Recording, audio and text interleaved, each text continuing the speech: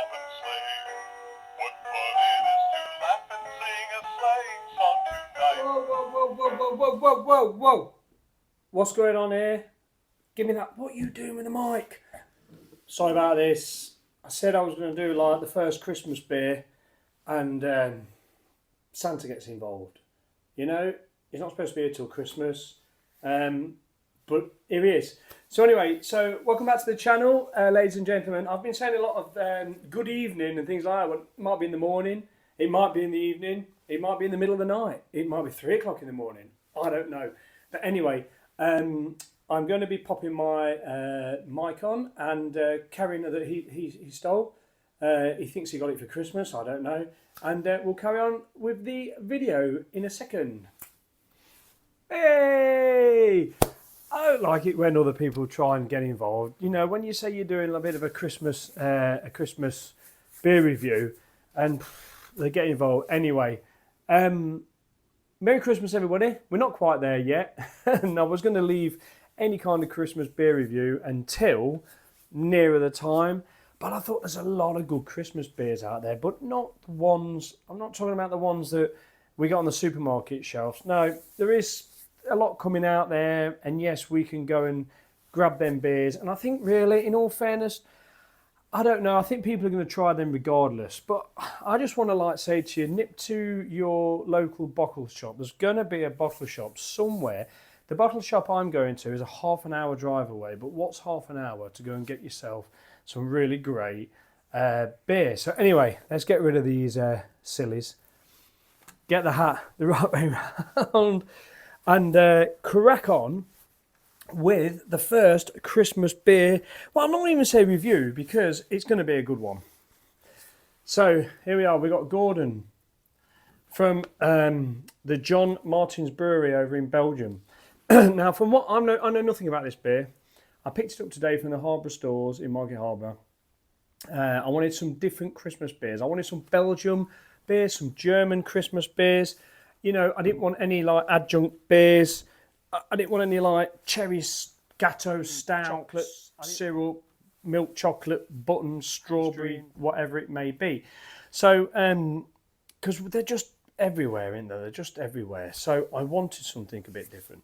So this, now, interestingly enough, looking at this, the brewer, master brewer, John Martin, went over to Belgium in 1909, I think, from what I've just had a little research.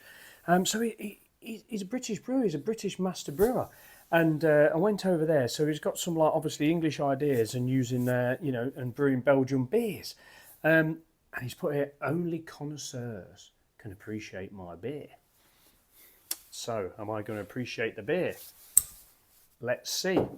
Let's crack open. Oh, I've tidied up the cabin. We had a pretty crazy party on Friday. It was quite fun, but yeah, I couldn't even move in here. It was just sticky. Let's get this out into a glass. Oh, look at that. Christmas in a glass. This is one of those beers that is just lending itself to being amazing. You know, a Belgian Christmas beer. But with 1909, the first sort of generation of the brewers went over there. Then I'm led to believe you'll have to, don't take my word, don't take my word for it. Go over, go over to the website. I actually found sort of like looking for this beer quite difficult to sort of find any information about it. Because I just thought I wanted to make sure I've got a little bit of information about it. Not so much the tasting information, but just a little bit of where it's from, just to check it is brewed in Belgium. Ooh, it smells nice. It is an 8.8% Christmas beer in a glass with what looks to me like a absolute solid, thick, creamy head. Now, the reason I've sort of got a little bit up my tree about the sort of Christmassy beers that we get off the supermarket shelves, I've actually had a couple, and I've talked about them, but they're just Christmas beers to me is like It's supposed to be a hug in a glass. It's supposed to be a hug in a glass. It's supposed to be front of the fire, friends round, nice dinner, nice sort of like food, cheese, Christmas dinner, and then a real nice beer to go with it. Now look at that. It's a lovely, lovely, lovely. Look at that colour. It's like a, it's, I mean, it's like the same colour almost. Well, not, no, it's a bit more strawberry, cherry red, nice cherry red look. Oh, look at that. That is stunning. We're going to have some like Belgian yeast in there, aren't we? Oh, that is smelling like a loveliness in a glass. Oh, a little bit. Oh, it's not like the hit of the Belgian yeast that you get, because it's gonna. I think it's got a bit more in there. It's got a bit more fruity, toffee, sort of like caramelly stuff that's going on in there. I think, like looking at that. Oh, right. So anyway, let's forget what it smells like, because it is got a nice moorish nose about it. I just want to sip this and see what it's like. Cheers, everybody. Cheers.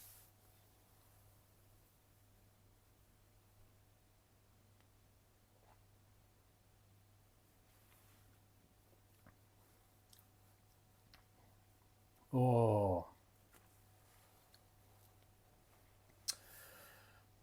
Oh. Now. Oh. Sort of cherry in look. A little bit of cherry flavor. Is that because it's cherry looking? It's very reddy and cherry and that.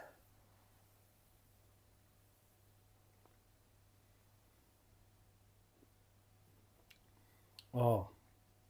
Oh. Lovely. Bitterness. It's a bit like sweet. Fruity. Bready.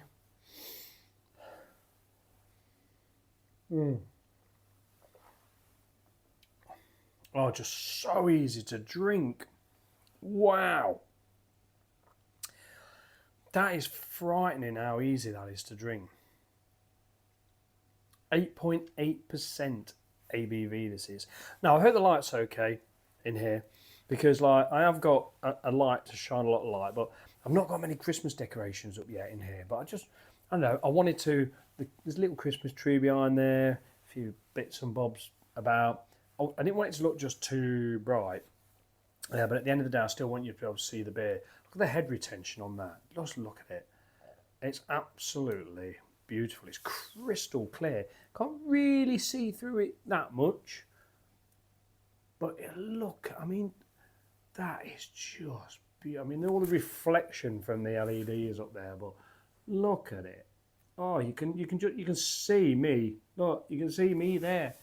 See, can you see me waving there? Look, look, the reflection of that. It's absolutely incredible.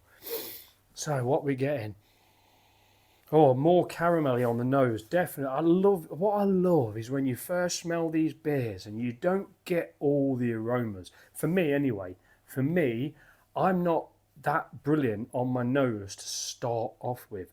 I need my taste buds kick-starting. And talking of taste buds, there is that absolute lingering, lovely hug of slight bitterness and warmth right at the back of my palate that is not going anywhere. It's just not going anywhere. It's almost like I can experience this for as long as I need. I don't need to really keep getting into this beer. It's there. It's hanging around. I don't need to rush it, although I'm going to rush it because I don't want the video to be too long. But it's... So yeah, a lovely toffee type caramel. I'd get so much of that. I think that must be one of the most desirable flavours ever of any kind of sort of like, well, any kind of like ambery beer. Well, any beer really. Any beer. Give me any caramel in anything. Lagers even. You know, you get a nice little caramelly malt in a lager. It's always nice to have.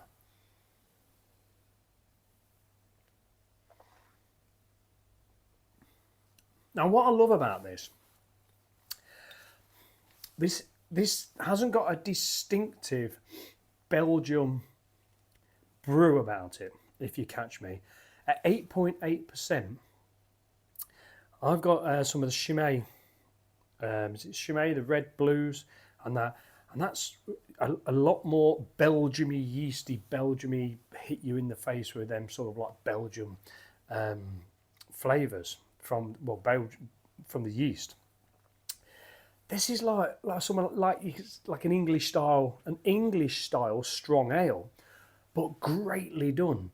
You know, I've had a few Christmas beers now, and I've videoed myself doing them, and I kept thinking I ought to put them out there just to go. Shit, really. You know, I'm sorry to say that, but like, you know, a Sainsbury's Taste the Difference one, I thought, I like their Taste the Difference stuff. It looked good. But it was just nothing about it. It really wasn't nothing about it. It's almost just like, it's Christmas time, let's bring out a Christmas beer and whatever. But this, you know, this has been around for, I think I'm just capturing this in my mind now, from the 30s. It's been brewed for a long while. I mean, he went over there in 1909, over to Belgium, and only connoisseurs can appreciate my beer. Well, you know,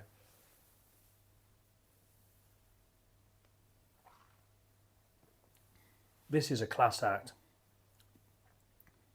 Oh, a little tiny bit of, a bit of sort of nuttiness coming through now there. Lovely and sweet, but not horribly sweet. It's got a very nice warming bitterness, very subtle, very discreet, but there, and it stays. And then as it's sort of like gently going down, it's just leaving that hanging around, that just sort of clinging on as it goes down, and it's just like, oh, just cling on there, and it just stays there, and it starts to get a bit more warming, a bit more moreish, and I'm not drinking it. It's quality, this is quality.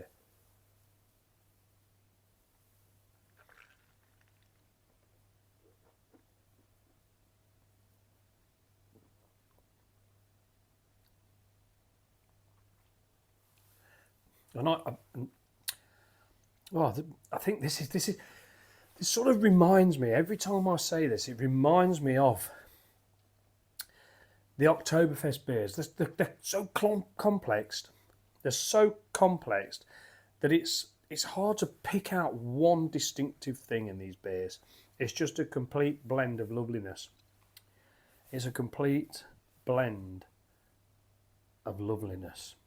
It's not boozy in any way. That's what I mean. It's like 8.8%. It's not boozy. It's not boozy. It's flavoursome. It is flavoursome.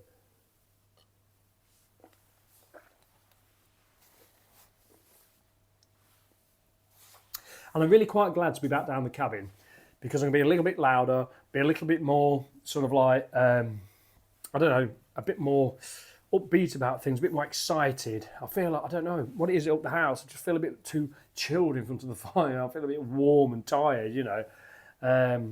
But down here I feel a bit more of a buzz. This is absolutely gorgeous.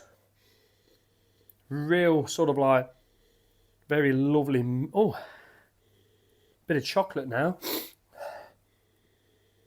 Oh, there's like a nice bit of very, very sweet milk chocolate. It's sort of like caramelly, very, very sweet, chocolatey, but caramelly, very togetherness.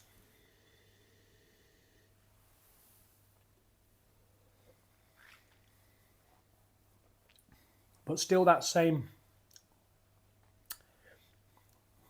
sort of like fruity, cherry type fruity, Christmassy taste. It keeps just coming, different noses, different flavours. So now I've found a bit of a chocolate in there. yeah, like it's quite milky actually. Not like lactose milky or anything like that. It's just cream. Look, it just is. It's creamy.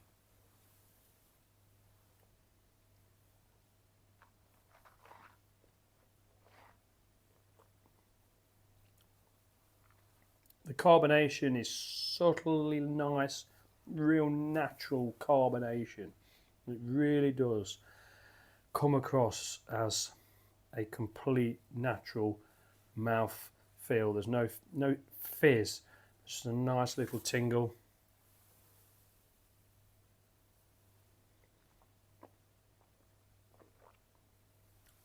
Quite earthy as well. It just depends how you drink it.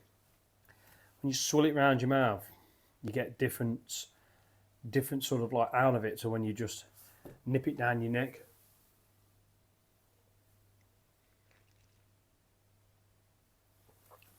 Did I pour this full bottle out? I'm just thinking I didn't do a bit of a swell. There could have been some goodness in there.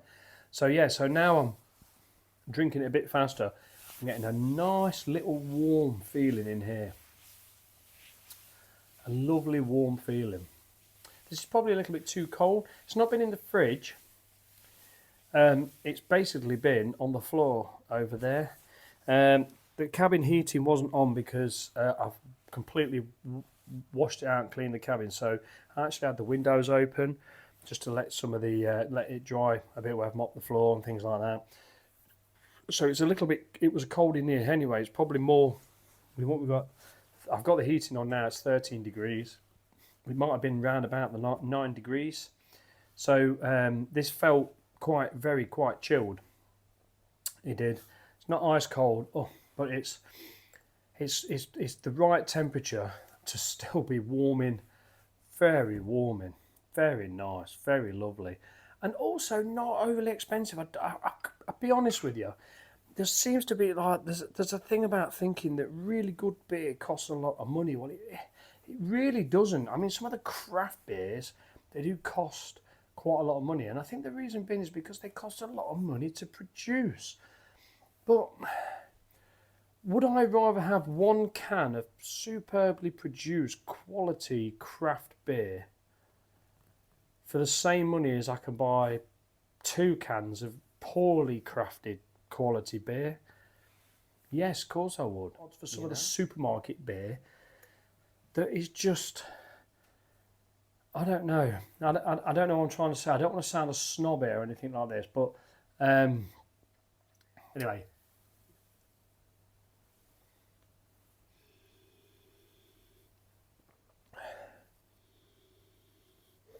A lovely caramel, milky chocolate. There's even caramel on the tongue now.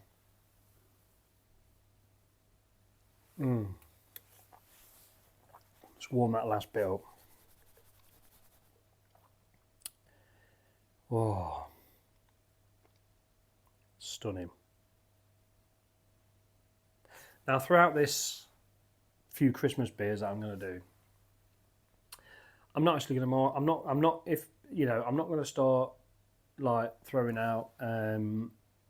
It's a Speno 10 out of 10 because they're all going to be a bit different and they're all going to be great. I'm not putting any kind of score on them. I know that like when I've done some of my videos, if I think it's an absolutely outstanding beer, I'll just be like, boom, it's a 10 out of 10. But all of these beers are going to be pretty decent. So I know that I don't really want to.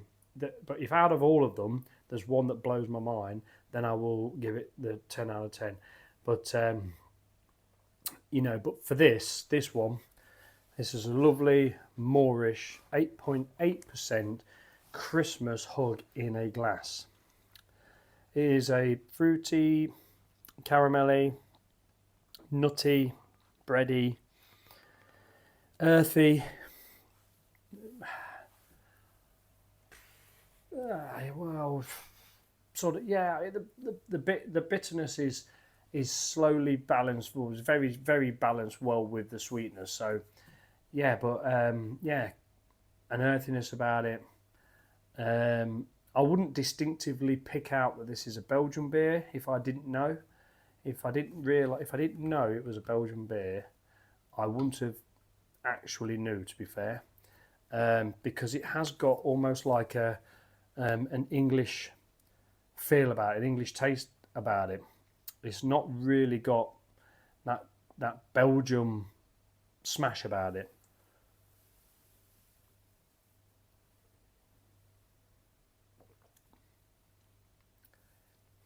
But what it has got is a need to probably be drank a little bit warmer, because that last little bit is, and look as well, and I'm swirling it around, but look, we've still got a head retention. That's probably down to the yeast, the strain of the yeast, but there's a lot of complex flavours in there. You can't even read what's in there. It's too small for me anyway.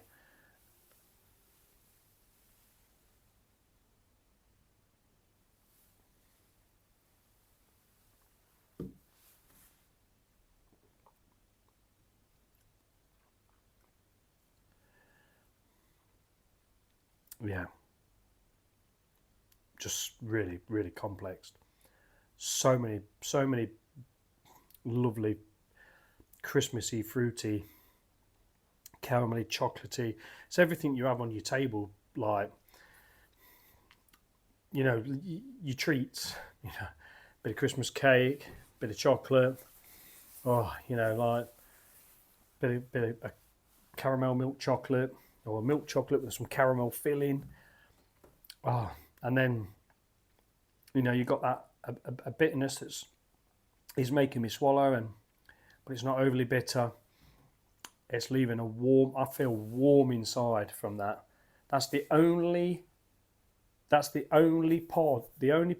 the alcohol has done to me, the 8.8% of that, is give me a warmthness. It's not made me feel like I'm drinking a boozy beer.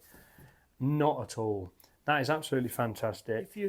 If you can just stretch a little bit more or whatever, and you're probably not buying these beers, you think, I'm not paying that money for that beer. Just give it a go.